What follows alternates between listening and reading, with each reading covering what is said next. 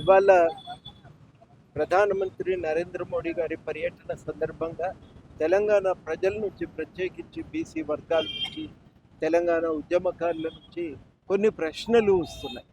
అందరూ కూడా ఏం కోరుతున్నారంటే, ఇక్కడ ప్రజలు బీసీ జనగణన చేస్తామని హామీ ఇస్తారు కదా, మరి అది అమలుకు నోచుకోవటం లేదు.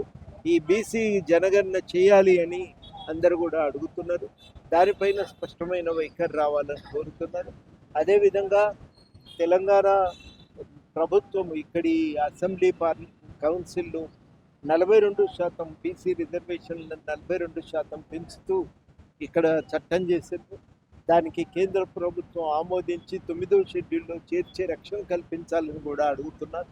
మూడవది ఏంటంటే, తెలంగాణ ఆకాంక్షల పట్ల ఎప్పటికప్పుడు బురద జల్లుతూ తెలంగాణ ప్రజలను అవమానపరుస్తున్నారు. ఈ విషయాలపై మీ వైఖరి ఏంది? అసలు తెలంగాణ పట్ల మీరు ఏమనుకుంటున్నారు? మీ వైఖరి ఏంది? బీసీల రిజర్వేషన్ల విషయంలో, బీసీలకు సామాజిక న్యాయం కల్పించే విషయంలో మీ అభిప్రాయం ఏంటి? తేల్చి చెప్పాలని కోరుతున్నారు. ఇవాళ అందరూ కలిసి అందుకనే ఒక నిరసన తెలియజేస్తున్నారు. మీ వైఖరిని స్పష్టం చేయండి అని.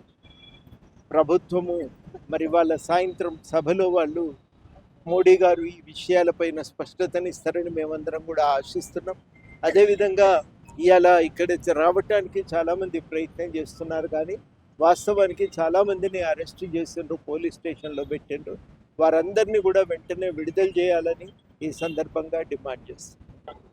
ఈ దేశంలో 80 కోట్ల జనాభా ఉన్నటువంటి ఓబీసీలు ఇవాళ ఆర్థికంగా, సామాజికంగా ఎంతో వెనుకబడి ఉన్నారు.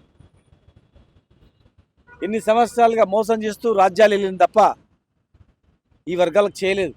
ఇప్పుడు తిరగబడే రోజులు వచ్చినాయి కనుక ఇప్పుడు ముందుకొచ్చి సెన్సెస్లో జాబితా బీసీ కులగణన చేస్తాం, జనగణనలో కులగణన చేసి మీకు వాటా ఇస్తాం అన్ని రంగాలని చెప్పారు. మరి సెన్సెస్ స్టార్ట్ అయింది. ప్రధానమంత్రి గారు చెప్పాల్సిన అవసరం ఉంది. ఈరోజు మీరు ఇచ్చిన మాట ప్రకారం సెన్సెస్లో ఎందుకు చేర్చలేదు? ఎస్సీ కుటుంబాల సంఖ్య, ఎస్టీ కుటుంబాల సంఖ్య ఎన్నో చేర్చిండ్రు లెక్కింపులో.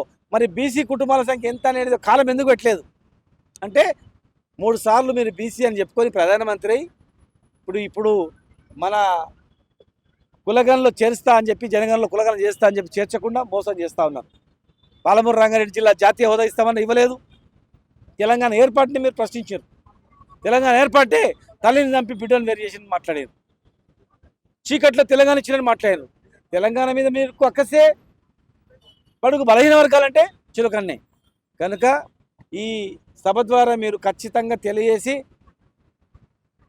సెన్సెస్లో కులగణన చేర్చాల్సిన అవసరం ఉంది. లేనట్లయితే ఖచ్చితంగా మేము ఊరుకోం, దీనిపైన ఉద్యమిస్తాం. ఇక్కడ ఉన్నటువంటి కులాలు చాలా రాష్ట్రాల్లో ఒక రకమైన కులాలు ఉన్నాయి, కానీ కొన్ని కులాలు దేశంలో అన్ని రాష్ట్రాల్లో ఓసీలే.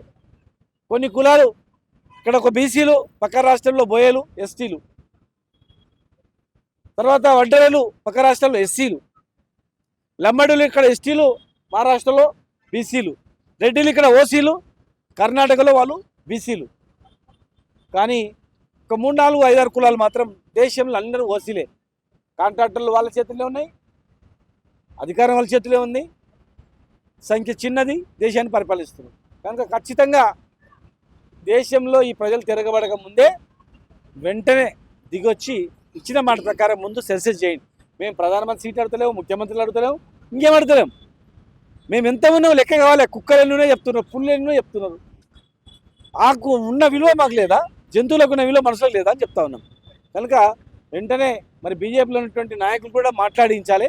మాట్లాడిస్తేనే ఆ పార్టీను ప్రజలు ఆ పార్టీ నమ్ముతారు. లేనట్లయితే మాత్రం ఖచ్చితంగా బాగుండదు.